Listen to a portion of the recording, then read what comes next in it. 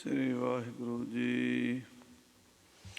ਏਕ ਓਂਕਾਰ ਸਤਿਨਾਮ ਕਰਤਾ ਪੁਰਖ ਨਿਰਭਉ ਨਿਰਵੈਰ ਅਕਾਲ ਮੂਰਤ ਅਜੂਨੀ ਸੈਭੰ ਗੁਰ ਪ੍ਰਸਾਦ। ਜਪ ਆਦਿ ਸਚ ਜੁਗਾਦਿ ਸਚ ਹੈ ਭੀ ਸਚ ਨਾਨਕ ਹੋਸੀ ਭੀ ਸਚ। ਗਿਆਨ ਧਿਆਨ ਕਿਛ ਕਰਮ ਨ ਜਾਣਾ ਸਾਰ ਨ ਜਾਣਾ ਤੇਰੀ। ਸਭ ਤੇ ਵੱਡਾ ਸਤਿਗੁਰ ਨਾਨਕ ਜਿਨ ਕਲ ਰਾਖੀ ਮੇਰੀ। ਮੈਂ ਮੂਰਖ ਕੀ ਕੇਤਕ ਬਾਤ ਹੈ ਕੋਟ ਪਰਾਧੀ ਤਰਿਆ ਰੇ। ਗੁਰੂ ਨਾਨਕ ਜਿਨ ਸੁਣਿਆ ਪੇਖਿਆ ਤੇ ਫਿਰ ਗਰਭਾਸ ਨ ਭਰਿਆ ਰੇ। ਗੁਰੂ ਨਾਨਕ ਜਿਨ ਸੁਣਿਆ ਪੇਖਿਆ ਸੇ ਫਿਰ ਗਰਭਾਸ ਨ ਭਰਿਆ ਰੇ। ਸੋ ਕਹੋ ਟਲ ਗੁਰ ਸੇਵੀਐ ਅਹਨਿਸ ਸਹਿਜ ਸੁਭਾਏ। ਦਰਸ਼ਨ ਪਰਸਿਐ ਗੁਰੂ ਕੇ ਜਨਮ ਮਰਨ ਦੁਖ ਜਾਏ। ਦਰਸ਼ਨ ਪਰਸਿਐ ਗੁਰੂ ਕੇ ਜਨਮ ਮਰਨ ਦੁਖ ਜਾਏ। ਵਾਹਿਗੁਰੂ ਜੀ। ਰਾਗ ਵਡਹੰਸ ਮਹੱਲਾ ਪੰਜਵਾਂ। ਛੰਤ ਘਰ ਚੌਥਾ। ਏਕ ਓਂਕਾਰ ਸਤਿਗੁਰ ਪ੍ਰਸਾਦ। ਗੁਰ ਮਿਲ ਲੱਦਾ ਜੀ ਰਾਮ ਪਿਆਰਾ ਰਾਮ। ਇਉ ਤਨ ਮਨ ਦਿਤੜਾ ਵਾਰੋ ਵਾਰਿਆ ਰਾਮ। ਗੁਰ ਮਿਲ ਲੱਦਾ ਜੀ ਰਾਮ ਪਿਆਰਾ ਰਾਮ। ਇਉ ਤਨ ਮਨ ਦਿਤੜਾ ਵਾਰੋ ਵਾਰਾ ਰਾਮ। ਤਨ ਮਨ ਦਿੱਤਾ ਭਵ ਜਲ ਜਿੱਤਾ ਚੂਕੀ ਕਾਣ ਜਮਾਣੀ। ਆਸਥਿਰ ਥੀਆ ਅੰਮ੍ਰਿਤ ਪੀਆ ਰਹਿਆ ਆਵਣ ਜਾਣੀ। ਸੋ ਘਰ ਲੱਦਾ ਸਹਿਜ ਸਮਧਾ ਹਰਿ ਕਾ ਨਾਮ ਆਧਾਰਾ।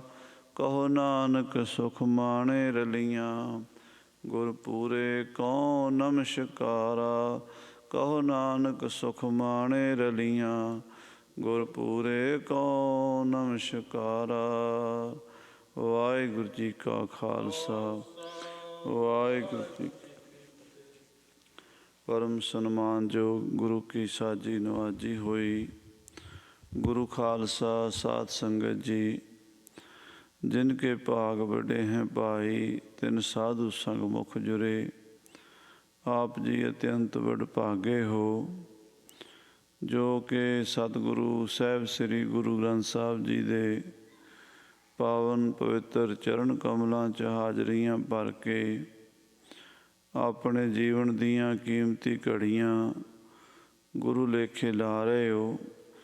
ਇਹਨਾਂ ਘੜੀਆਂ ਨੂੰ ਸਫਲੀਆਂ ਕਰ ਰਹੇ ਹੋ। ਸਤਿਗੁਰੂ ਜੀ ਦੀ ਕਿਰਪਾ ਸਦਕਾ ਅੰਮ੍ਰਿਤ ਵੇਲੇ ਤੋਂ ਗੁਰਬਾਣੀ ਦੇ ਨਿਤਨੇਮ ਸ੍ਰੀ ਆਸਾ ਜੀ ਦੀ ਵਾਰ ਦੇ ਕੀਰਤਨ ਭਾਈ ਸਾਹਿਬ ਭਾਈ ਵਰਿਆਮ ਸਿੰਘ ਜੀ ਦੇ ਜਥੇ ਪਾਸੋਂ ਸਰਵਣ ਕੀਤੇ ਹਨ। ਆਓ ਹੁਣ ਆਪਣੀਆਂ ਮਨ ਬਿਰਤੀਆਂ ਨੂੰ ਪੰਚਮ ਪਾਤਸ਼ਾਹ ਸਤਿਗੁਰੂ ਅਰਜਨ ਦੇਵ ਜੀ ਦੇ ਚਰਨਾਂ ਵਿੱਚ ਜੋੜੀਏ। ਧੰਨ ਗੁਰੂ ਅਰਜਨ ਦੇਵ ਜੀ ਮਹਾਰਾਜ। ਜਪਿਓ ਜਿਨ ਅਰਜਨ ਦੇਵ ਗੁਰੂ ਫਿਰ ਸੰਕਟ ਜੋਨ ਗਰਭ ਨ ਆਇਓ। ਜਿਨ੍ਹਾਂ ਦਾ ਸ਼ਹੀਦੀ ਦਿਹਾੜਾ ਸੰਗਤਾਂ ਮਨਾ ਰਹੀਆਂ ਨੇ ਆਉਣ ਵਾਲੇ ਦਿਨਾਂ ਵਿੱਚ। ਸਤਿਗੁਰੂ ਜੀ ਨੇ ਬੜੇ ਵੱਡੇ ਭਾਰੀ ਪਰਉਪਕਾਰ ਸਾਰੀ ਦੁਨੀਆ 'ਤੇ ਕੀਤੇ ਹਨ। ਸਤਿਗੁਰੂ ਧੰਨ ਗੁਰੂ ਰਾਮਦਾਸ ਸਾਹਿਬ ਜੀ ਦੇ ਗ੍ਰਹਿ ਵਿਖੇ ਸੰਨ 1563 ਦੇ ਵਿੱਚ ਮਹਾਰਾਜ ਸੱਚੇ ਪਾਤਸ਼ਾਹ ਜੀ ਬੀਬੀ ਭਾਨੀ ਜੀ ਦੇ ਉਦਰ ਤੋਂ ਪ੍ਰਗਟ ਹੋਏ ਹਨ। ਗੁਰਦੁਆਰਾ ਚੁਬਾਰਾ ਸਾਹਿਬ ਗੁਰੂ ਕੇ ਮਹਿਲ ਧੰਨ ਗੁਰੂ ਅਮਰਦਾਸ ਸਾਹਿਬ ਜੀ ਦੇ ਘਰ ਵਿੱਚ ਜਿੱਥੇ 22 ਸਾਲ ਗੁਰੂ ਅਮਰਦਾਸ ਸਾਹਿਬ ਜੀ ਨੇ ਨਿਵਾਸ ਕੀਤਾ। ਬੇਅੰਤ ਸੰਗਤਾਂ ਨੂੰ ਦਰਸ਼ਨ ਦੇ ਕੇ ਤਾਰਿਆ। ਗੋਇੰਦਵਾਲ ਗੋਬਿੰਦਪੁਰੀ ਸਮ ਜਲਣ ਤੀਰ ਪਿਪਾਸ ਬਨਾਇਓ। ਪਰਮਾਤਮਾ ਦੀ ਵਾਹਿਗੁਰੂ ਦੀ ਨਗਰੀ ਵਰਗੀ ਨਗਰੀ, ਗੋਬਿੰਦਪੁਰੀ ਵਰਗੀ ਨਗਰੀ ਗੋਇੰਦਵਾਲ ਸਾਹਿਬ ਬਿਆਸਾ ਦੇ ਕੰਢੇ 'ਤੇ ਸ੍ਰੀ ਗੁਰੂ ਅਮਰਦਾਸ ਸਾਹਿਬ ਜੀ ਨੇ ਆਬਾਦ ਕੀਤਾ। ਗਇਓ ਦੁਖ ਦੂਰ ਪਰਖਣ ਕੋ, ਸੋ ਗੁਰੂ ਮੁਖ ਦੇਖ ਗਰੂ ਸੁਖ ਪਾਇਓ। ਕਈ ਵਰਖਾਂ ਦਾ, ਕਈ ਸਾਲਾਂ ਦਾ ਜੋ ਦੁੱਖ ਕਸ਼ਟ ਸੀ, ਗੁਰੂ ਅਮਰਦਾਸ ਜੀ ਦੇ ਆਉਣ ਨਾਲ ਕੱਟਿਆ ਗਿਆ। ਗੋਇੰਦਵਾਲ ਸਾਹਿਬ ਦੀ ਧਰਤੀ 'ਤੇ ਜੋ ਮਾੜੀਆਂ ਰੂਹਾਂ ਪ੍ਰੇਤ ਆਤਮਾ ਰਹਿੰਦੀਆਂ ਸਨ, ਸਾਰੀਆਂ ਦੌੜ ਗਈਆਂ ਅਤੇ ਮਹਾਂਪੁਰਸ਼ਾਂ, ਬ੍ਰਹਮ ਗਿਆਨੀਆਂ, ਸਾਧੂਆਂ, ਨਾਮ ਜਪਣ ਵਾਲਿਆਂ ਦੀ ਧਰਤੀ ਬਣ ਗਈ। ਜਿੱਥੇ ਬੈਸਨ ਸਾਧ ਜਨ ਸੋ ਥਾਨ ਸੁਹੰਦਾ, ਓਏ ਸੇਵਨ ਸਮਰਥ ਆਪਣਾ ਬਿਨਸੈ ਸਭ ਮੰਦਾ। ਐਸੀ ਪਾਵਨ ਪਵਿੱਤਰ ਧਰਤੀ ਸ੍ਰੀ ਗੋਇੰਦਵਾਲ ਸਾਹਿਬ 'ਤੇ ਸ੍ਰੀ ਗੁਰੂ ਅਰਜਨ ਦੇਵ ਜੀ ਮਹਾਰਾਜ ਸੱਚੇ ਪਾਤਸ਼ਾਹ ਜੀ ਪ੍ਰਗਟ ਹੋਏ। ਆਪ ਜੀ ਨੇ ਅਵਤਾਰ ਧਾਰ ਕੇ ਬੇਅੰਤ ਸੰਗਤਾਂ ਨੂੰ ਬਾਣੀ ਨਾਲ ਜੋੜਿਆ ਹੈ। ਬਹੁਤ ਛੋਟੀ ਉਮਰ ਦੇ ਵਿੱਚ ਹੀ ਸਤਿਗੁਰੂ ਅਰਜਨ ਦੇਵ ਜੀ ਮਹਾਰਾਜ ਕੀਰਤਨ ਦੇ ਵਿੱਚ ਨਿਪੁੰਨ ਹੋ ਗਏ, ਕਿਉਂਕਿ ਸਤਿਗੁਰੂ ਗੁਰੂ ਅਮਰਦਾਸ ਜੀ ਨੇ ਵਰ ਦਿੱਤਾ ਸੀ, ਦੋਇਤਾ ਬਾਣੀ ਕਾ ਬੋਇਥਾ। ਇਹ ਸਾਡਾ ਦੋਹਤਾ ਬਾਣੀ ਦਾ ਜਹਾਜ਼ ਬਣਾਵੇਗਾ। ਸੋ ਆਪ ਜੀ ਨੂੰ ਕੀਰਤਨ ਦੀ, ਬਾਣੀ ਦੀ ਜੋ ਅਗੰਮੀ ਦਾਤ ਪ੍ਰਾਪਤ ਹੋਈ, ਛੋਟੀ ਉਮਰ ਦੇ ਵਿੱਚ ਹੀ ਆਪ ਜੀ ਨੇ ਬੇਅੰਤ ਬਾਣੀ ਰਚ ਕੇ ਸਾਡੇ ਸੰਸਾਰ ਦੇ ਜੀਵਾਂ ਦਾ ਭਲਾ ਕੀਤਾ। ਮੇਰਾ ਮਨ ਲੋਚੈ ਗੁਰ ਦਰਸ਼ਨ ਤਾਈ, ਬਿਲਪ ਕਰੇ ਚਾਤ੍ਰਿਕ ਕੀ ਨਿਆਈ। ਤਿਰਖਾ ਨਾ ਉਤਰੈ ਸ਼ਾਂਤ ਨਾ ਆਵੈ, ਬਿਨ ਦਰਸ਼ਨ ਸੰਤ ਪਿਆਰੇ ਜੀਓ। ਹੋਂ ਘੋਲੀ ਜਿਉ ਘੋਲ ਘੁਮਾਈ, ਗੁਰ ਦਰਸ਼ਨ ਸੰਤ ਪਿਆਰੇ ਜੀਓ। ਐਸੇ ਭਾਵਪੂਰਕ ਸ਼ਬਦ ਲਿਖ ਕੇ ਭੇਜੇ ਸਨ ਸਤਿਗੁਰੂ ਸ੍ਰੀ ਗੁਰੂ ਰਾਮਦਾਸ ਸਾਹਿਬ ਦੀ ਪਾਵਨ ਹਜ਼ੂਰੀ ਵਿੱਚ, ਜਿਨ੍ਹਾਂ ਨੂੰ ਪੜ੍ਹ ਕੇ ਸਤਿਗੁਰੂ ਪ੍ਰਸੰਨ ਹੋਏ ਅਤੇ ਗੁਰਤਾ ਗੱਦੀ ਆਪਣੇ 17 ਸਾਲ ਦੇ ਪੁੱਤਰ ਨੂੰ ਦੇ ਕੇ ਸੰਨ 1581 ਵਿੱਚ ਸਤਿਗੁਰੂ ਰਾਮਦਾਸ ਸਾਹਿਬ ਸੱਚੇ ਪਾਤਸ਼ਾਹ ਜੀ ਸੱਚਖੰਡ ਪਿਆਨੇ ਕਰ ਗਏ ਅਤੇ ਗੁਰਤਾ ਗੱਦੀ 'ਤੇ ਸ੍ਰੀ ਗੁਰੂ ਅਰਜਨ ਦੇਵ ਜੀ ਮਹਾਰਾਜ ਬੈਠੇ। ਛਤਰ ਸਿੰਘਾਸਣ ਪ੍ਰਿਥਵੀ, ਗੁਰੂ ਅਰਜਨ ਕੋ ਦੇ ਆਇਓ। ਗੁਰਤਾ ਗੱਦੀ 'ਤੇ ਬੈਠ ਕੇ ਬੜੇ ਬੜੇ ਮਹਾਨ ਪਰਉਪਕਾਰ ਦੇ ਕਾਰਜ ਆਰੰਭ ਕੀਤੇ। ਜਿਹੜਾ ਸ੍ਰੀ ਗੁਰੂ ਰਾਮਦਾਸ ਸਾਹਿਬ ਜੀ ਦਾ ਸਰੋਵਰ ਸਤਿਗੁਰੂ ਅਮਰਦਾਸ ਸਾਹਿਬ ਜੀ ਨੇ ਆਗਿਆ ਦਿੱਤੀ ਸੀ, ਗੁਰੂ ਰਾਮਦਾਸ ਜੀ ਨੇ ਸ਼ੁਰੂ ਕੀਤਾ ਸੀ, ਪਰ ਉਸ ਸਰੋਵਰ ਦੀ ਸੰਪੂਰਨਤਾ ਸ੍ਰੀ ਗੁਰੂ ਅਰਜਨ ਦੇਵ ਜੀ ਮਹਾਰਾਜ ਨੇ ਆਪਣੇ ਹੱਥਾਂ ਨਾਲ ਕਰਵਾਈ, ਪੱਕਾ ਕਰਵਾਇਆ। ਉਸ ਸਰੋਵਰ ਦੇ ਐਨ ਵਿਚਕਾਰ ਅਕਾਲ ਪੁਰਖ ਪਰਮੇਸ਼ਰ ਦਾ ਦਰਬਾਰ ਸੱਚਖੰਡ ਸ੍ਰੀ ਹਰਿਮੰਦਰ ਸਾਹਿਬ ਦੀ ਰਚਨਾ ਕੀਤੀ ਗਈ। ਔਰ ਉਸ ਹਰਿਮੰਦਰ ਸਾਹਿਬ ਦੇ ਵਿੱਚ ਕਿਸੇ ਦੇਵੀ ਦੇਵਤਾ ਦਾ ਸਰੂਪ ਜਾਂ ਮੂਰਤੀ ਨਹੀਂ ਲਾਈ, ਬਲਕਿ ਅਕਾਲ ਪੁਰਖ ਦਾ ਸਾਖਸ਼ਾਤ ਸਰੂਪ ਜੋ ਵਾਹੋ ਵਾਹੋ ਬਾਣੀ ਨਿਰੰਕਾਰ ਹੈ, ਤਿਸ ਜੇਵੜ ਅਵਰ ਨਾ ਕੋਏ, ਸ੍ਰੀ ਗੁਰੂ ਗ੍ਰੰਥ ਸਾਹਿਬ ਜੀ ਦਾ ਪ੍ਰਕਾਸ਼ ਕੀਤਾ। ਬਾਬਾ ਬੁੱਢਾ ਸਾਹਿਬ ਜੀ ਮਹਾਂਪੁਰਸ਼ਾਂ ਨੂੰ ਸ੍ਰੀ ਗੁਰੂ ਗ੍ਰੰਥ ਸਾਹਿਬ ਜੀ ਦੇ ਤਾਬਿਆ ਬਿਠਾ ਕੇ ਸੱਚੇ ਪਾਤਸ਼ਾਹ ਜੀ ਨੇ ਬਚਨ ਕੀਤਾ, ਬੁੱਢਾ ਸਾਹਿਬ ਖੋਲ੍ਹੋ ਗ੍ਰੰਥ, ਲਿਹੋ ਆਵਾਜ਼ ਸੁਣੈ ਸਭ ਪੰਥ। ਉਸ ਹਰਿਮੰਦਰ ਸਾਹਿਬ ਵਿੱਚ ਗੁਰੂ ਕੀ ਬਾਣੀ ਦਾ ਪ੍ਰਵਾਹ ਚਲਾਇਆ। ਜਿੱਥੇ ਸ੍ਰੀ ਹਰਿਮੰਦਰ ਸਾਹਿਬ ਅੰਮ੍ਰਿਤ ਸਰੋਵਰ ਸ਼ਹਿਰ ਨੂੰ ਬਹੁਤ ਸੋਹਣਾ ਬਣਾਇਆ, ਉੱਥੇ ਮਹਾਰਾਜ ਜੀ ਨੇ ਸ੍ਰੀ ਤਰਨ ਤਾਰਨ ਸਾਹਿਬ ਵਾਲੀ ਜ਼ਮੀਨ 1,57,000 ਰੁਪਈਆ ਖਰਚ ਕੇ ਖਰੀਦੀ। ਉਹਨਾਂ ਪਿੰਡਾਂ ਪਲਾਸੂਰ ਆਦਿਕ ਜਿਹੜੇ ਪਿੰਡ ਸਨ, ਉਹਨਾਂ ਪਿੰਡਾਂ ਦੇ ਲੋਕਾਂ ਨੂੰ ਉੱਥੇ ਮਹਾਰਾਜ ਉਪਦੇਸ਼ ਦੇ ਕੇ ਬੜੇ ਪਰਉਪਕਾਰ ਦੇ ਕਾਰਜ। ਵੱਡਾ ਸਭ ਤੋਂ ਸਰੋਵਰ ਜੋ ਹੈ ਪੰਥ ਵਿੱਚ ਆਕਾਰ ਦੇ ਪੱਖ ਤੋਂ, ਉਹ ਸ੍ਰੀ ਤਰਨ ਤਾਰਨ ਸਾਹਿਬ ਜੀ ਦਾ ਹੈ। ਇੱਕ ਪਾਸੇ 1000 ਫੁੱਟ ਲੰਬਾਈ ਹੈ ਅਤੇ 990 ਫੁੱਟ ਦੀ ਚੌੜਾਈ ਹੈ। ਐਸਾ ਉਹ ਵੱਡਾ ਵਿਸ਼ਾਲ ਕਾਏ ਸਰੋਵਰ ਸ੍ਰੀ ਗੁਰੂ ਅਰਜਨ ਦੇਵ ਜੀ ਮਹਾਰਾਜ ਨੇ ਲਵਾਇਆ। ਤਰਨ ਤਾਰਨ ਸਾਹਿਬ ਨਗਰ ਵਸਾਇਆ। ਉਸ ਇਲਾਕੇ ਵਿੱਚ ਬਹੁਤ ਨਗਰਾਂ ਪਿੰਡਾਂ ਨੂੰ ਤਾਰਿਆ। ਸਰਾੜੀ ਸਾਹਿਬ, ਚੋਲਾ ਸਾਹਿਬ ਆਦਿਕ ਮਹਾਰਾਜ ਦੇ ਇਤਿਹਾਸਕ ਸਥਾਨ, ਇਹ ਸਾਰੇ ਕੇਂਦਰ ਹੀ ਬਣਦੇ ਗਏ ਸਿੱਖੀ ਦੇ। ਕਿਉਂਕਿ ਪਿੰਡਾਂ ਵਿੱਚ, ਇਲਾਕਿਆਂ ਵਿੱਚ ਸਾਧ ਸੰਗਤ ਜੀ, ਅੱਜ ਕੱਲ੍ਹ ਤਾਂ ਲੋਕ ਕਹਿ ਦਿੰਦੇ ਨੇ ਗੁਰਦੁਆਰੇ ਬਣਾਉਣ ਦੀ ਕੀ ਲੋੜ ਹੈ ਜੀ, ਗੁਰਦੁਆਰੇ ਨਹੀਂ ਹੋਣੇ ਚਾਹੀਦੇ। ਪਰ ਗੁਰਦੁਆਰਿਆਂ ਤੋਂ ਬਿਨਾਂ ਕਿਸੇ ਨੇ ਅੱਜ ਦੇਖੋ ਸਮਾਜ ਦੀ ਬਾਂਹ ਵੀ ਨਹੀਂ ਫੜੀ। ਗੁਰੂ ਘਰਾਂ ਵਿੱਚੋਂ ਹੀ ਲੰਗਰ ਗਏ ਨੇ, ਗੁਰੂ ਘਰਾਂ ਵਿੱਚੋਂ ਹੀ ਆਕਸੀਜਨਾਂ ਮਿਲੀਆਂ ਨੇ। ਗੁਰੂ ਸਾਹਿਬ ਜੀ ਨੇ ਇਹ ਗੁਰਦੁਆਰੇ ਆਪ ਬਣਾਏ ਸਨ। ਪਿੰਡਾਂ ਦੇ ਵਿੱਚ, ਨਗਰਾਂ 'ਚ ਜਾ ਜਾ ਕੇ ਸਿੱਖੀ ਦਾ ਪ੍ਰਚਾਰ ਕੀਤਾ। ਜਿੱਥੇ ਸਤਿਗੁਰੂ ਜਾ ਕੇ ਬੈਠੇ, ਜਿੱਥੇ ਜਾਏ ਬਹਿ ਮੇਰਾ ਸਤਿਗੁਰੂ, ਸੋ ਥਾਨ ਸੁਹਾਵਾ ਰਾਮ ਰਾਜੇ। ਉਹ ਜਗ੍ਹਾ ਸੋਹਣੀ ਭਾਗਨੀਕ ਬਣ ਗਈ, ਸੋਭਨੀਕ ਬਣ ਗਈ। ਉੱਥੇ ਗੁਰੂ ਦੇ ਲੰਗਰ ਚੱਲ ਰਹੇ ਨੇ, ਗੁਰਦੁਆਰੇ ਬਣੇ ਹੋਏ ਨੇ।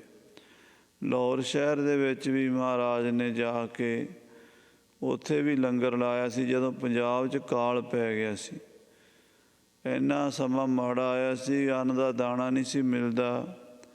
ਭੁੱਖ ਗਰੀਬੀ ਨੇ ਦੁਨੀਆ ਨੂੰ ਆਪਣੇ ਸਕੰਜੇ 'ਚ ਕੱਸ ਲਿਆ ਸੀ। ਗੁਰੂ ਸਾਹਿਬ ਜੀ ਕੋਲ ਜਿੰਨੀ ਮਾਇਆ ਸੀ ਨਾ, ਸਾਰੀ ਮਾਇਆ ਗੁਰੂ ਸਾਹਿਬ ਨੇ ਲੰਗਰਾਂ 'ਤੇ ਖਰਚ ਕਰ ਦਿੱਤੀ। ਵੱਡੇ ਵੱਡੇ ਲੰਗਰ ਪੰਜਾਬ 'ਚ ਲਾ ਕੇ ਕਾਲ ਦੇ ਸਮੇਂ ਗਰੀਬਾਂ ਦਾ ਪੇਟ ਭਰਿਆ, ਦੁਖੀਆਂ ਦੀ ਮਦਦ ਕੀਤੀ। ਗੁਰੂ ਅਰਜਨ ਦੇਵ ਜੀ ਮਹਾਰਾਜ ਨੇ ਫਿਰ ਦੁਆਬੇ ਦੇਸ਼ ਵੱਲ ਵੀ, ਜੋ ਜਲੰਧਰ ਦਾ ਇਲਾਕਾ ਹੈ, ਦੋ ਦਰਿਆਵਾਂ ਦਾ, ਸਤਲੁਜ ਅਤੇ ਬਿਆਸ ਦਾ ਵਿਚਕਾਰਲਾ ਇਲਾਕਾ, ਇਸ ਨੂੰ ਦੋਆਬਾ ਕਹਿੰਦੇ ਨੇ। ਪੰਜਾਬ ਮੈਨੇ 5 ਪਾਣੀਆਂ ਦਾ ਦੇਸ਼, ਦੋਆਬਾ ਯਾਨੀ 2 ਪਾਣੀਆਂ ਦਾ ਦੇਸ਼। ਸੋ ਸਾਧ ਸੰਗਤ ਜੀ, ਇਸ ਦੁਆਬੇ ਦੇ ਵਿੱਚ ਗੁਰੂ ਸਾਹਿਬ ਨੇ ਜਲੰਧਰ ਦੇ ਲਾਗੇ ਸ੍ਰੀ ਕਰਤਾਰਪੁਰ ਸਾਹਿਬ ਨਗਰ ਵਸਾਇਆ। ਇਹ ਨਗਰ ਤਾਂ ਵਸਾਇਆ ਕਿ ਦੁਆਬੇ ਵਿੱਚ ਵੀ ਸਿੱਖੀ ਦਾ ਪ੍ਰਚਾਰ ਹੋਵੇ, ਇੱਥੋਂ ਦੇ ਲੋਕਾਂ ਨੂੰ ਵੀ ਗੁਰਬਾਣੀ ਨਾਲ ਜੋੜਿਆ ਜਾਵੇ। ਇਹਨਾਂ ਵਿੱਚ ਵੀ ਮਹਾਰਾਜ ਸੱਚੇ ਪਾਤਸ਼ਾਹ ਗੁਰੂ ਨਾਨਕ ਦੀ ਮੱਤ ਦਾ ਬੋਲਬਾਲਾ ਹੋਵੇ। ਮਹਾਰਾਜ ਨੇ ਗੰਗਸਰ ਖੂਹ ਲਵਾਇਆ। ਜਿੱਥੇ ਵੀ ਜਾਂਦੇ ਸਨ, ਸਰੋਵਰ ਜਾਂ ਖੂਹ ਬੌਲੀ ਜ਼ਰੂਰ ਲਵਾਉਂਦੇ ਸਨ। ਜਿੱਥੇ ਗੰਗਸਰ ਖੂਹ ਲਵਾਇਆ, ਉੱਥੇ ਸਤਿਗੁਰੂ ਜੀ ਨੇ ਸੰਗਤਾਂ ਨੂੰ ਮਹਾਤਮ ਦੱਸਿਆ, ਭਾਈ ਖੂਹ 'ਤੇ ਇਸ਼ਨਾਨ ਕਰੋ ਅਤੇ ਪਰਮੇਸ਼ਰ ਦਾ ਨਾਮ ਜਪੋ, ਤੁਹਾਨੂੰ ਘਰ ਬੈਠਿਆਂ ਹੀ ਗੰਗਾ ਇਸ਼ਨਾਨ ਹੋ ਜਾਏਗਾ। ਕਿਉਂਕਿ ਗੰਗਾ ਆਦਿਕ ਤੀਰਥਾਂ ਉੱਤੇ ਜਾਣਾ ਪੁਰਾਤਨ ਸਮੇਂ ਵਿੱਚ ਇਸ ਕਰਕੇ ਠੀਕ ਮੰਨਿਆ ਜਾਂਦਾ ਸੀ, ਵਾਤਾਵਰਨ ਸ਼ਾਂਤ ਹੁੰਦਾ ਸੀ। ਗੰਗਾ ਦੀ ਦਿਵਯ ਧੁਨੀ 'ਤੇ ਬੈਠ ਕੇ ਆਨੰਦ ਨਾਲ ਪਰਮੇਸ਼ਰ ਦਾ ਨਾਮ ਜਪੋ।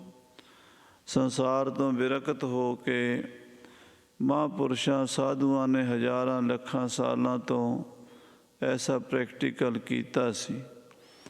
ਦੇਵਤਿਆਂ ਦਰਸ਼ਨ ਕੈ ਤਾਈ, ਦੁਖ ਭੂਖ ਤੀਰਥ ਕੀਏ, ਜੋਗੀ ਜਤੀ ਜੁਗਤ ਮੈਂ ਰਹਤੇ, ਕਰ ਕਰ ਭਗਵੇਂ ਭੇਸ ਭਏ, ਤਉ ਕਾਰਨ ਸਾਹਿਬਾ ਰੰਗ ਰਤੇ। ਤੇਰੇ ਰੰਗ ਵਿੱਚ ਰੰਗੇ ਹੋਏ, ਤੇਰੇ ਵਾਸਤੇ, ਤੈਨੂੰ ਮਿਲਣ ਵਾਸਤੇ ਇੰਨਾ ਕੁਛ ਮਹਾਂਪੁਰਸ਼ਾਂ ਸਾਧੂਆਂ ਨੇ ਕੀਤਾ।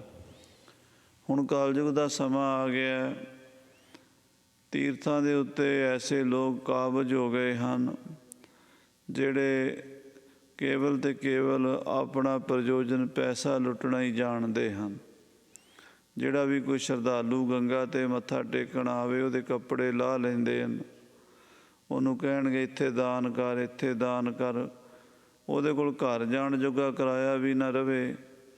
ਇਹ ਸਾਰਾ ਕੁਛ ਉਸ ਕੋਲੋਂ ਹੜੱਪਣ ਦੀ ਕੋਸ਼ਿਸ਼ ਕਰਦੇ ਹਨ।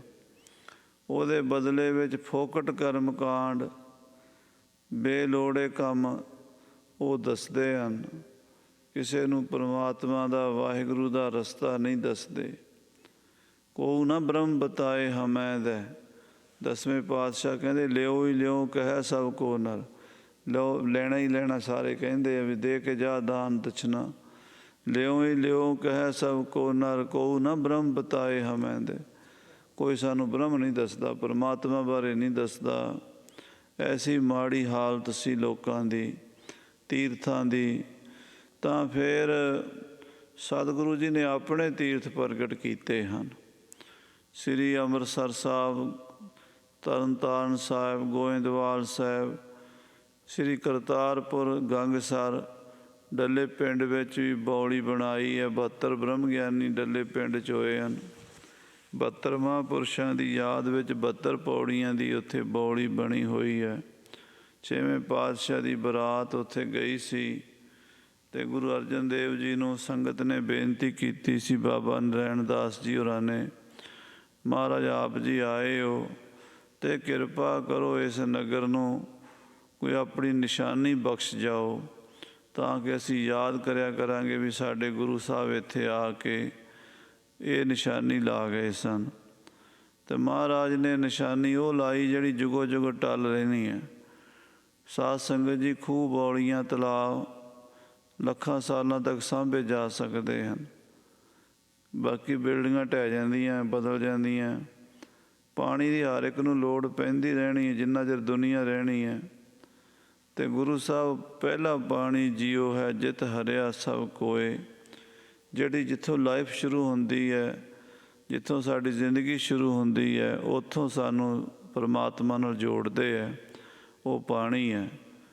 ਤੋ ਪਾਣੀ ਦੇ ਸਰੋਵਰ, ਬੌਲੀਆਂ, ਖੂਹ ਲਵਾਉਂਦੇ ਸਨ। ਗੰਗਸਰ ਵੀ ਮਹਾਰਾਜ ਨੇ ਕਰਤਾਰਪੁਰ ਸਾਹਿਬ ਵਿਖੇ ਲਵਾਇਆ।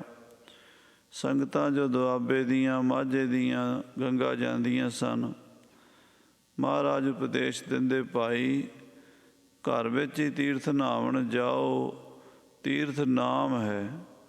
ਤੀਰਥ ਸ਼ਬਦ ਵਿਚਾਰ ਅੰਤਰ ਗਿਆਨ ਹੈ। ਨਾਮ ਜਪ ਲਓ, ਇੱਥੇ ਹੀ ਗੰਗਾ ਆ ਜਾਂਦੀ ਹੈ। ਸੋ ਇੱਕ ਕਰਮਕਾਂਡੀ ਬ੍ਰਾਹਮਣ ਕਹਿ ਲਓ, ਕੋਈ ਭਗਤ ਕਹਿ ਲਓ ਗੰਗਾ ਦਾ, ਉਹ ਤੁਰਿਆ ਜਾਂਦਾ, ਗੁਰੂ ਸਾਹਿਬ ਕੋਲ ਠਹਿਰਿਆ, ਲੰਗਰ ਪ੍ਰਸ਼ਾਦਾ ਛਕਿਆ, ਸੰਗਤ ਕੀਤੀ। ਹੈ ਬੰਦਾ ਭਲਾ ਮਾਨਸ ਸੀ, ਕਿਉਂਕਿ ਭਲੇ ਹੀ ਭਲਿਆਂ ਕੋਲ ਆਉਂਦੇ ਹਨ। ਪਰ ਕਿਤੇ ਨਾ ਕਿਤੇ ਕੋਈ ਆਸਥਾ ਵੀ ਕਿਸੇ ਦੀ ਜੁੜੀ ਹੁੰਦੀ ਹੈ। ਮਹਾਰਾਜ ਕਹਿਣ ਲੱਗੇ, ਭਗਤ ਜੀ ਕਿੱਥੇ ਚੱਲੇ ਹੋ? ਕਹਿੰਦਾ ਜੀ ਮੈਂ ਤਾਂ ਗੰਗਾ ਇਸ਼ਨਾਨ 'ਤੇ ਚੱਲਿਆ ਹਰਿਦੁਆਰ। ਸਤਿਗੁਰੂ ਕਹਿੰਦੇ ਇੱਥੇ ਹੀ ਇਸ਼ਨਾਨ ਕਰ ਲਓ, ਇੱਥੇ ਹੀ ਨਾਮ ਜਪ ਲਓ। ਕਹਿਣ ਲੱਗਾ, ਮਹਾਰਾਜ ਤੁਹਾਡਾ ਵਚਨ ਸਿਰ ਮੱਥੇ 'ਤੇ ਹੈ, ਪਰ ਮੇਰੀ ਸ਼ਰਧਾ ਗੰਗਾ ਦੇ ਇਸ਼ਨਾਨ ਦੀ ਹੈ ਵੀ ਗੰਗਾ ਦਾ ਇਸ਼ਨਾਨ ਕਰਕੇ ਬੜਾ ਫਲ ਮਿਲਦਾ ਹੈ। ਪੁਰਾਣਾਂ ਵਿੱਚ ਵੀ, ਸ਼ਾਸਤਰਾਂ ਵਿੱਚ ਵੀ ਬਹੁਤ ਸਾਰੇ ਸ਼ਲੋਕ ਮਿਲਦੇ ਹਨ ਜਿਨ੍ਹਾਂ 'ਚੋਂ ਗੰਗਾ ਦਾ ਮਹਾਤਮ ਉਜਾਗਰ ਹੁੰਦਾ ਹੈ। ਸੋ ਮੈਂ ਗੰਗਾ ਇਸ਼ਨਾਨ ਕਰਕੇ ਆਵਾਂਗਾ, ਇਹ ਮੇਰੀ ਆਸਥਾ ਹੈ। ਮਹਾਰਾਜ ਕਹਿੰਦੇ ਕੋਈ ਗੱਲ ਨਹੀਂ ਭਗਤ ਜੀ, ਇਹ ਸਾਡੀ ਗੜਵੀ ਲੈ ਜਾਓ, ਇੱਕ ਗੜਵਾ ਸਾਡੇ ਵਾਸਤੇ ਵੀ ਜਲ ਭਰ ਲਿਆ ਜੇ ਗੰਗਾ ਦਾ, ਅਸੀਂ ਵੀ ਛਕ ਲਵਾਂਗੇ। ਉਹ ਜਦੋਂ ਗੰਗਾ ਜਲ ਵਾਸਤੇ ਗੜਵਾ ਦੇ ਦਿੱਤਾ ਅਤੇ ਉਹ ਲੈ ਕੇ ਚੱਲ ਪਿਆ। ਅਤੇ ਜਦੋਂ ਹਰਿਦੁਆਰ ਪਹੁੰਚਿਆ, ਉਹਨੇ ਪੂਜਾ ਪਾਠ ਆਪਣਾ ਜੋ ਵੀ ਕਰਨਾ ਸੀ ਕੀਤਾ, ਦਰਸ਼ਨ ਮੇਲੇ ਕੀਤੇ, ਇਸ਼ਨਾਨ ਕੀਤਾ। ਜਦੋਂ ਗੁਰੂ ਸਾਹਿਬ ਵਾਸਤੇ ਜਲ ਲੈਣ ਲਈ ਗੰਗਾ ਦੇ ਵਿੱਚ ਗੜਵੀ ਪਾਈ ਤਾਂ ਪਾਣੀ ਬੜਾ ਤੇਜ਼ ਸੀਗਾ ਅਤੇ ਉਹ ਹੱਥੋਂ ਛੁੱਟ ਗਈ। ਉਹ ਗੜਵੀ ਰੁੜ ਗਈ। ਗੜਵੀ ਰੁੜ ਗਈ ਅਤੇ ਵਾਪਸ ਖਾਲੀ ਹੱਥ ਪਰਤ ਆਇਆ। ਗੁਰੂ ਪੰਜਵੇਂ ਪਾਤਸ਼ਾਹ ਜੀ ਨੂੰ ਮਿਲਿਆ। ਕਹਿਣ ਲੱਗਾ, ਮਹਾਰਾਜ ਮੈਂ ਅਫਸੋਸ ਹੈ ਮੈਨੂੰ ਵੀ ਤੁਹਾਡੇ ਵਾਸਤੇ ਜਲ ਲੈ ਕੇ ਆਉਣਾ ਸੀ, ਪਰ ਪਾਣੀ ਦੇ ਵਿੱਚ ਗੜਵੀ ਜਿਹੜੀ ਹੈ ਮੇਰੇ ਹੱਥੋਂ ਛੁੱਟ ਗਈ। ਬੜੀ ਕੋਸ਼ਿਸ਼ ਕੀਤੀ ਪਰ ਉਹ ਪਾਣੀ ਤੇਜ਼ ਹੈ, ਗੋਲੀ ਦੀ ਤਰ੍ਹਾਂ ਜਾਂਦਾ ਹਰਿਦੁਆਰ ਪਾਣੀ। ਜਿਵੇਂ ਕਹਿੰਦੇ ਗੋਲੀ ਜਾਂਦੀ, ਇੰਨਾ ਸਪੀਡ ਹੈ ਪਾਣੀ ਦੀ। ਕੋਈ ਚੀਜ਼ ਛੱਡੋ 1 ਮਿੰਟ 'ਚ ਉਹ ਜਾਂਦੀ। ਉੱਤੋਂ ਪਹਾੜਾਂ 'ਚੋਂ ਆ ਰਿਹਾ ਨਾ, ਅਤੇ ਉਹ ਪਹਾੜਾਂ 'ਚੋਂ ਆਉਣ ਕਰਕੇ ਉਹਦੀ ਰੋੜ ਬੜੀ ਜ਼ਿਆਦਾ ਹੈ। ਤਾਂ ਗੜਵੀ ਮੇਰੇ ਹੱਥ ਨਹੀਂ ਆਈ ਮਹਾਰਾਜ, ਮੈਂ ਆਪ ਜੀ ਵਾਸਤੇ ਜਲ ਨਹੀਂ ਲਿਆ ਸਕਿਆ। ਮਹਾਰਾਜ ਕਹਿਣ ਲੱਗੇ, ਭਗਤ ਜੀ ਉਹ ਤੁਹਾਡੀ ਗੜਵੀ ਸ਼ਾਇਦ ਖੂਹ ਵਿੱਚ ਨਿਗਾਹ ਮਾਰੋ। ਉਹ ਜਿਹੜਾ ਖੂਹ ਸੀ ਨਾ ਗੰਗਸਰ, ਉਹਦੇ ਵਿੱਚ ਜਦੋਂ ਨਿਗਾਹ ਮਾਰੀ ਤਾਂ ਗੜਵੀ ਵਿੱਚ ਤਰਦੀ ਹੋਈ, ਉਹੀ ਗੜਵੀ। ਮਹਾਰਾਜ ਕਹਿੰਦੇ ਕੱਢ ਲਿਆਓ। ਜਦੋਂ ਕੱਢ ਕੇ ਲਿਆਂਦੀ, ਕਹਿੰਦਾ ਮਹਾਰਾਜ ਗੜਵੀ ਉਹੀ ਹੈ, ਇੱਥੇ ਕਿਵੇਂ ਆ ਗਈ? ਮਹਾਰਾਜ ਕਹਿੰਦੇ ਤੁਹਾਨੂੰ ਕਿਹਾ ਸੀ ਨਾ ਵੀ ਇੱਥੇ ਇਸ਼ਨਾਨ ਕਰ ਲਓ, ਗੰਗਾ ਇੱਥੇ ਆਉਂਦੀ ਹੈ। ਅਤੇ ਗੰਗਾ ਹੀ ਛੱਡ ਕੇ ਗਈ ਹੈ ਗੜਵੀ। ਫਿਰ ਉਹਦਾ ਮਨ ਟਿਕਿਆ, ਉਹਨੇ ਆਪਣੀ ਗਲਤੀ ਦਾ ਪਛਤਾਵਾ ਕੀਤਾ ਵੀ ਸਤਿਗੁਰੂ ਮਹਾਰਾਜ ਦੇ ਬਚਨ ਨਹੀਂ ਮੰਨੇ। ਧੰਨ ਗੁਰੂ ਅਰਜਨ ਦੇਵ ਜੀ ਮਹਾਰਾਜ ਜੋ ਬਚਨ ਕਿਹਾ ਵੀ ਇਹ ਗੰਗਾ ਹੀ ਹੈ, ਗੰਗਸਰ ਖੂਹ ਨੂੰ ਵਰ ਦਿੱਤੇ। ਅੱਜ ਵੀ ਸੰਗਤਾਂ ਉੱਥੇ ਇਸ਼ਨਾਨ ਕਰਦੀਆਂ ਨੇ, ਜਿਹੜੇ ਭਾਵਨਾ ਰੱਖਦੇ ਨੇ ਗੁਰੂ ਦੇ ਬਚਨਾਂ 'ਤੇ, ਬਾਣੀ ਪੜ੍ਹਦੇ ਨੇ, ਉਹਨਾਂ ਨੂੰ ਉੱਥੇ ਹੀ ਗੰਗਾ ਦਾ ਫਲ ਮਿਲ ਜਾਂਦਾ ਹੈ। ਇੱਕ ਨਹੀਂ, ਬਹੁਤ ਹੀ ਵੱਡੇ ਵੱਡੇ ਪਰਉਪਕਾਰ ਗੁਰੂ ਅਰਜਨ ਦੇਵ ਜੀ ਨੇ ਕੀਤੇ ਹਨ। ਸਭ ਤੋਂ ਵੱਡਾ ਉਪਕਾਰ ਜੋ ਕੀਤਾ ਹੈ ਉਹ ਸ੍ਰੀ ਗੁਰੂ ਗ੍ਰੰਥ ਸਾਹਿਬ ਜੀ ਦੀ ਸੰਪਾਦਨਾ ਕੀਤੀ ਹੈ। ਬਾਣੀ ਰਚ ਕੇ ਸਾਨੂੰ ਦਿੱਤੀ ਹੈ, ਵਹਿਮਾਂ ਭਰਮਾਂ ਤੋਂ ਕੱਢਿਆ ਹੈ, ਪਰਮੇਸ਼ਰ ਦੀ ਭਗਤੀ ਵਿੱਚ ਲੀਨ ਕੀਤਾ ਹੈ, ਭਵਸਾਗਰ ਤੋਂ 84 ਲੱਖ ਜੂਨਾਂ ਤੋਂ ਬਚਣ ਦਾ ਤਰੀਕਾ ਦੱਸਿਆ ਹੈ। ਇਹ ਬਚਨ ਸਤਿਗੁਰੂ ਸਾਹਿਬ ਜੀ ਮਹਾਰਾਜ ਧੰਨ ਗੁਰੂ ਅਰਜਨ ਦੇਵ ਜੀ ਦੇ। ਆਓ ਸਰਵਣ ਕਰੀਏ, ਪਿਆਰ ਨਾਲ ਆਖੀਏ ਸਤਿਨਾਮ ਵਾਹਿਗੁਰੂ ਸਾਹਿਬ ਜੀ, ਸਤਿਨਾਮ ਵਾਹਿਗੁਰੂ ਸਾਹਿਬ ਜੀ।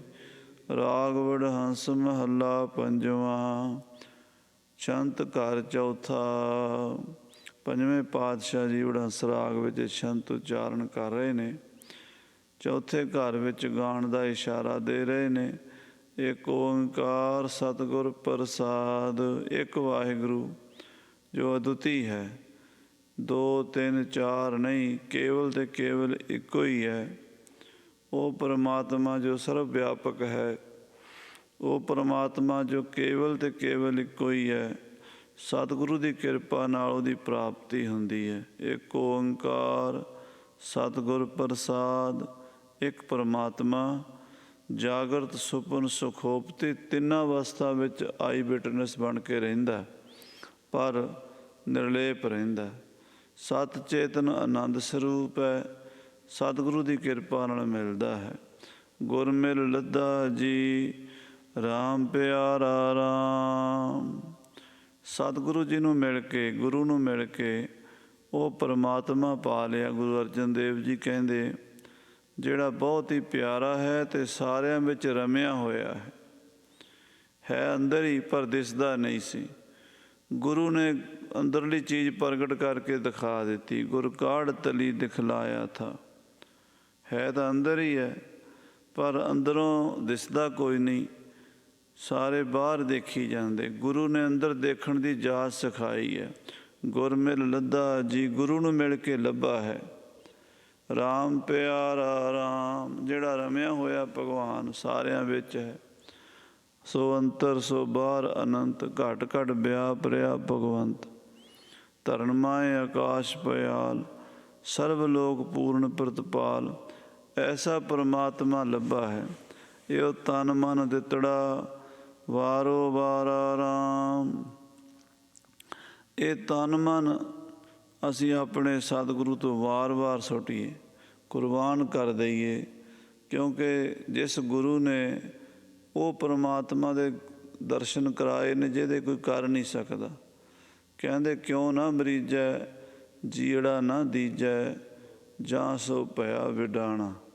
ਕਿਉਂਕਿ ਜਿਹੜਾ ਹੈ ਹੀ ਬੜਾ ਅਸਚਰਜ, ਜਿਸ ਨੂੰ ਪ੍ਰਾਪਤ ਕਰਨਾ ਬਹੁਤ ਮੁਸ਼ਕਲ ਹੈ, ਕਠਿਨ ਹੈ, ਉਸ ਪਰਮਾਤਮਾ ਤੱਕ ਨਾ ਕੋਈ ਸਾਇੰਸ ਪਹੁੰਚਾ ਸਕਦੀ ਹੈ, ਨਾ ਕੋਈ ਜਹਾਜ਼ ਜਾ ਸਕਦਾ ਹੈ, ਨਾ ਕੋਈ ਰਾਕਟ ਜਾ ਸਕਦਾ ਹੈ, ਨਾ ਕੋਈ ਸਾਧਨ ਗੁਰੂ ਪਹੁੰਚਾ ਸਕਦਾ। ਇਸ ਕਰਕੇ ਗੁਰੂ ਤੋਂ ਆਪਣਾ ਤਨ ਮਨ ਵਾਰੋ ਵਾਰਾ ਕੁਰਬਾਨ ਕਰ ਦਈਏ। ਤਨ ਮਨ ਦਿੱਤਾ ਭਵਜਲ ਜਿੱਤਾ, ਚੂਕੀ ਕਾਣ ਜਮਾਣੀ। ਤਨ ਮਨ ਭੇਟਾ ਕਰ ਦਿੱਤਾ। ਸੰਸਾਰ ਦੇ ਵਿੱਚ ਜੋ ਕੁਛ ਵੀ ਆਪਣਾ ਸੀ, ਆਪਣਾ ਸਮਝਿਆ ਨਹੀਂ, ਪ੍ਰਭੂ ਦੇ ਚਰਨਾਂ 'ਚ ਅਰਪਣ ਕਰ ਦਿੱਤਾ। ਉਹਦੇ ਨਾਲ ਭਵਜਲ ਜਿੱਤਾ। ਇਹ ਸੰਸਾਰ ਸਾਗਰ ਨੂੰ ਜਿੱਤ ਲਿਆ, ਸੰਸਾਰ ਤੋਂ ਪਾਰ ਲੰਘ ਗਏ। ਚੂਕੀ ਕਾਣ ਜਮਾਣੀ, ਹੁਣ ਜਮਾਂ ਦੀ ਕਾਣ ਕਨੋੜ ਖਤਮ ਹੋ ਗਈ।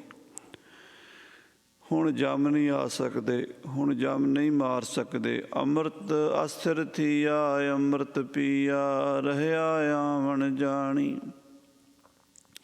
ਅਸਥਿਰ ਥੀਆ, ਜਿਹੜਾ ਪਰਮੇਸ਼ਰ ਅਕਾਲ ਪੁਰਖ ਵਾਹਿਗੁਰੂ ਦੇ ਨਾਲ ਜੁੜ ਗਿਆ, ਉਹ ਸਦਾ ਲਈ ਟਿਕ ਗਿਆ, ਵਿਸ਼ੇਸ਼ ਕਰਕੇ ਸਥਿਰ ਹੋ ਗਿਆ।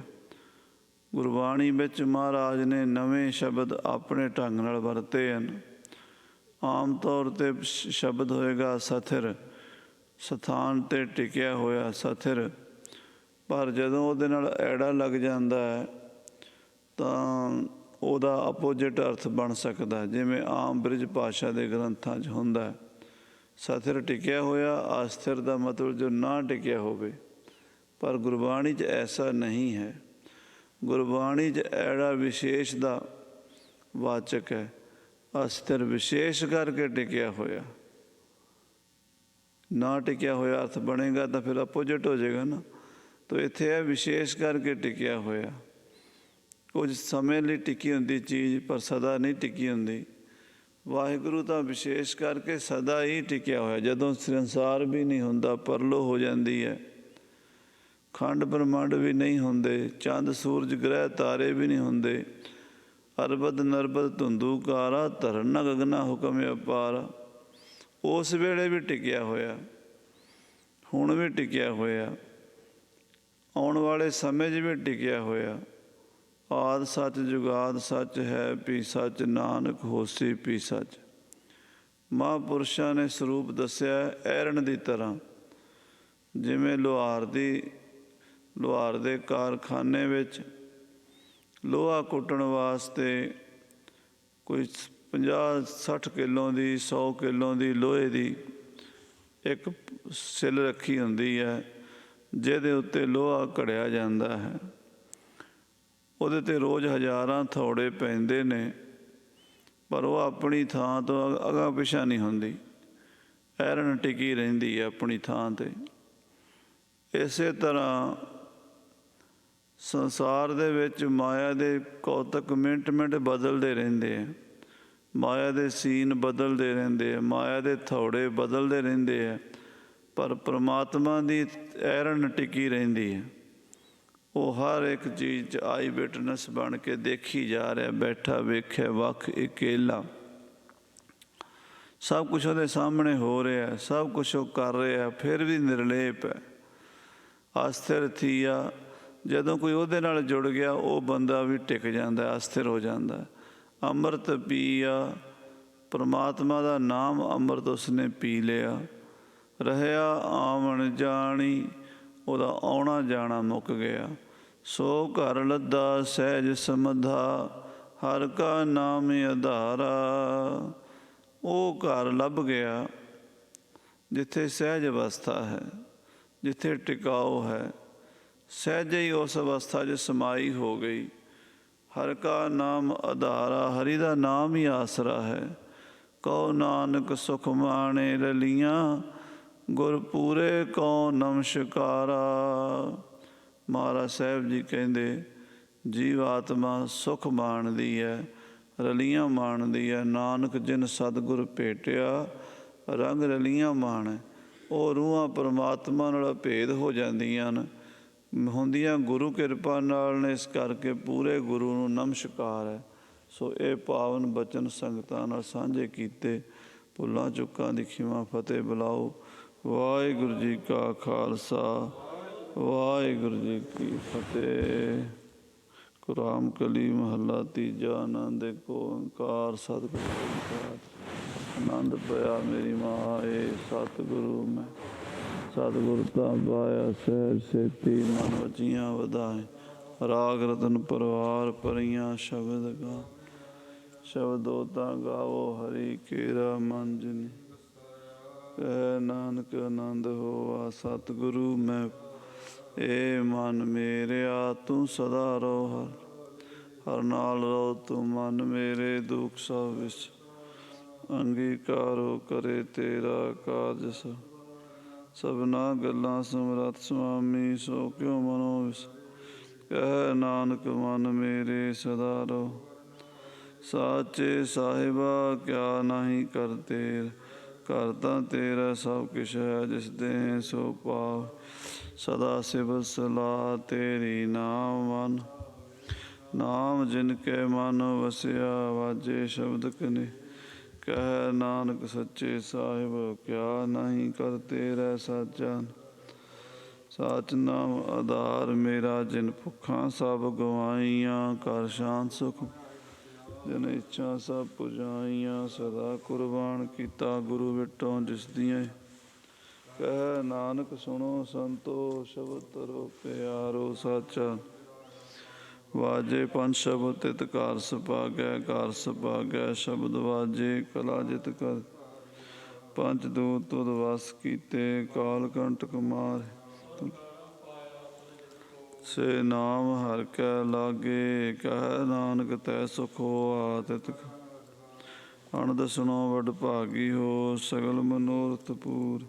ਪਾਰ ਬ੍ਰਹਮ ਪ੍ਰਭ ਪਾਇਆ, ਉਤਰੇ ਸਗਲ ਵਿਸ ਦੁਖ ਰੋਗ ਸੰਤਾਪ ਉਤਰੇ। ਸੁਣੀ ਸੱਚੀ ਸੰਤ ਸਾਜਨ ਭਏ ਸਰਸੇ, ਪੂਰੇ ਗੁਰ ਤੇ ਜਾਣ ਸੁਣਤੇ ਪੁਨੀਤ ਕਹਿਤੇ ਪਵਿੱਤ। ਸਤਿਗੁਰ ਰਹਾ ਪਰਪ ਬਿਨਵੰਤ, ਨਾਨਕ ਗੁਰ ਚਰਨ ਲਾਗੇ ਵਾਜੇ। ਸੁਣਤੇ ਪੁਨੀਤ ਕਹਿਤੇ ਪਵਿੱਤ, ਨਾਨਕ ਗੁਰ ਚਰਨ ਲਾਗੇ ਵਾਜੇ। ਵਾਹਿਗੁਰੂ ਜੀ ਕਾ ਖਾਲਸਾ, ਵਾਹਿਗੁਰੂ ਜੀ ਕੀ ਫਤਿਹ। ਤੋ ਠਾਕੁਰ ਤੁਮ